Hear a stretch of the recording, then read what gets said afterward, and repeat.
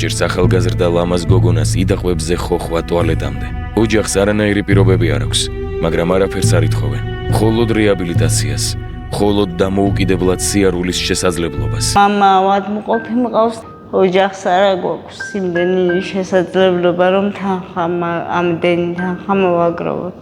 მე გავიარე რეაბილიტაცია კენმორკერის კლინიკაში და ძალიან კმაყოფილი ვარ შედეგით. უფრო გამიმარტივდა ცხოვრება, მოძრაობა, დრო მეწურება და უნდა წავიდე, მაგრამ არ მინდა წასვლა, მინდა დავასრულო ისე, რომ შედეგი ვნახო უფრო მეტი.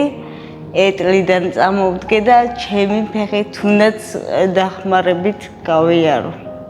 ამიტომ გთხოვთ, რომ დაგვეხმაროთ, რომ გავაგრძელო რეაბილიტაცია. ამისთვის თანხა საჭირო, რომ დავრჩე და გავაგრძელო რეაბილიტაცია. საოცარი შედეგიაო, თუ ასე გააგრძელებ, ფეხსაც დადგებიო, ას მეუბნებიან. თურმე შეუძლებელი არაფერია, ბრძოლას ყოველთვის აქვს შედეგი. გადარიცხეთ ნებისმიერი თანხა ჩერნოვეცკის ფონდის ოფიციალური საიტის მეშვეობით.